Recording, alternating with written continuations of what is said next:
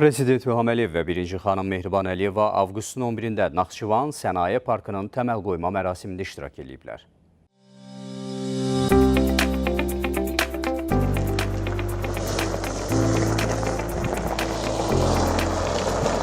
İqtisadiyyat naziri Mikayıl Cabbarov dövlətimizin başçısına və birinci xanıma Naxçıvan Sənaye Parkı barədə məlumat verdi.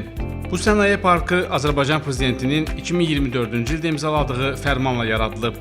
Naxçıvan Sənaye Parkının fəaliyyətinin təşkili məqsədi ilə ilkin olaraq ərazinin istifadəyə yararlı vəziyyətə gətirilməsi, növbəti mərhələdə isə xarici və daxili infrastrukturun, o cümlədən elektrik və istilik enerjisi, qaz, su, rabitə, nəqliyyat, istehsal, inzibati, sosial və digər obyektlərin yaradılması nəzərdə tutulur.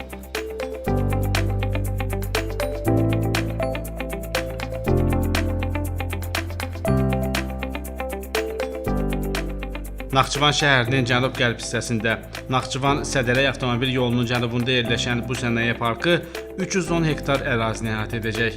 Artıq sənaye parkına potensial sahibkarların cəlb olunması istiqamətində bir sıra layihələr üzrə danışıqlar aparılır.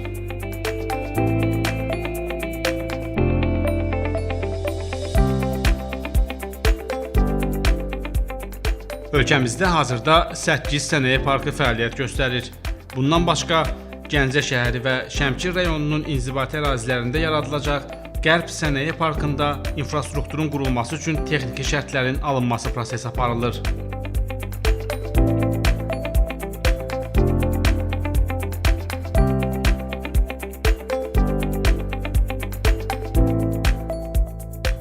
Bu sənaye parklarında ümumilikdə 184 rezident qeydiyyata alınıb ki, onların da 101-i artıq fəaliyyət göstərir.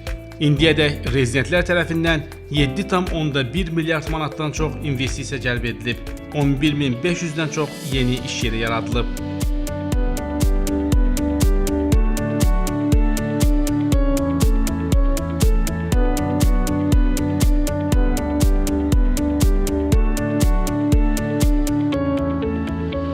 ...2026-cı ilin iyulun 1-nə olan məlumata görə sənaye parklarında ümumilikdə 21,4 milyard manatlıq məhsul istehsal edilib ki, bunun da 6,7 milyard manatlıq hissəsi ixrac olunub.